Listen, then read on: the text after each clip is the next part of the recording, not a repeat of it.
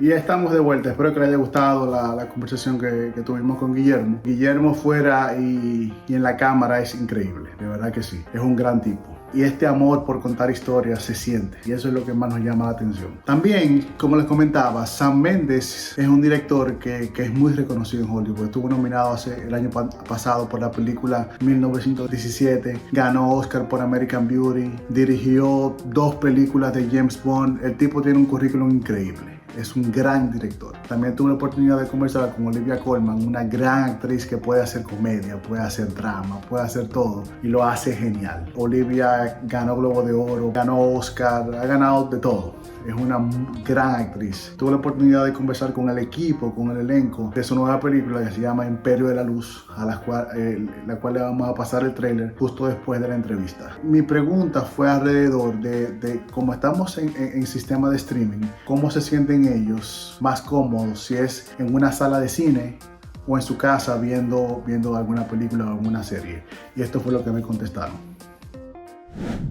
This movie really touched me in a really deep sense, because when I was a kid in the Dominican Republic, my best friend was going to the movies. He was going to the movies. I have this experience of going to the movies, getting dressed, sitting in a dark room and watching a movie. How do you guys feel now that we have streaming and this movie was made to watch in a theater? And I feel that this love letter to the movie is to take people to the movies, to have this action of going to the films instead of staying home and watch a movie and like we're doing now. How do you guys feel? My question for Sam and Olivia.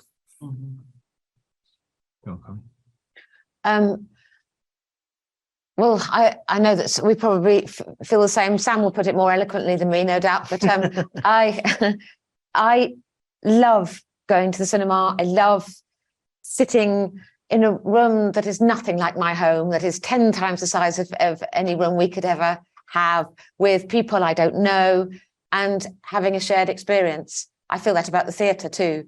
But cinema can go to places the theatre can't. You know, you can't have an explosion on stage. Well, you can, but it's never as good. And just that shared, if it's emotional, you know that all these human beings, wherever they're from, are feeling the same stuff. It is an extraordinary experience, and it's something I don't go as often as I used to go, because we do have the opportunity to watch films at home. But when I go, I'm really pleased I've been, and it's something that can't be touched. It can't be recreated in your sitting room. It's just not big enough or loud enough, and to feel that bass in your stomach when the music's playing. It's a breathtaking and beautiful experience that I feel sad that maybe my kids won't experience as much as I did, but I want to force them to. Yeah, I can't put it much better than that. I mean, I do think that we create it. I mean, it's in a miracle in a way that, when I was researching this movie, and I was originally going to set it in a slightly larger South Coast English town called Brighton, and I researched how many cinemas there were in Brighton after the war, and it's a small town, and there were 46 cinemas in Brighton. Wow, and then even in 1980 there were 14, right? I mean, it had gone down, but there were still 14 cinemas in quite a small town. Wow. And now there are 4, right? And so obviously you just think it's been on the wane since the advent of television. So this is no different. But I do think that what we have now, we are preserving that experience. And I think that what's happened to cinemas, which is that the advent of things like Dolby Sound and Dolby Atmos, and surround sound and comfort and food and ease and community, those things we were deprived of during the pandemic, I think we're going to want even more. So I am an optimist about it. I feel like that experience is going to be preserved, and it's really just about getting out there and sending the message.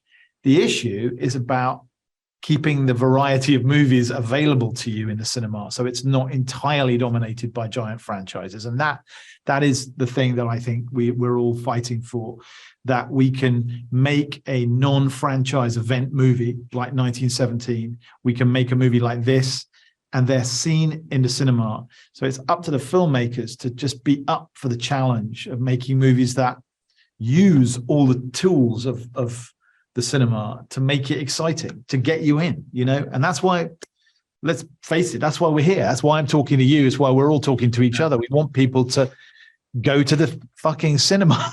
That's just like, you know, and whether it's to see this or something else, I honestly don't care. You know, I obviously want people to see this movie, but you know, the experience of it is something I really believe in, and it's in the movie. Stephen says, you know, go and sit in the dark where they can't see your face. They don't even know you're there, right? That little beam of light is escape. And I think it is for a lot of people. And I think we have to try and remember that we can escape in a different way when we're not in our front rooms. And it's you know, it's exciting. Thank you.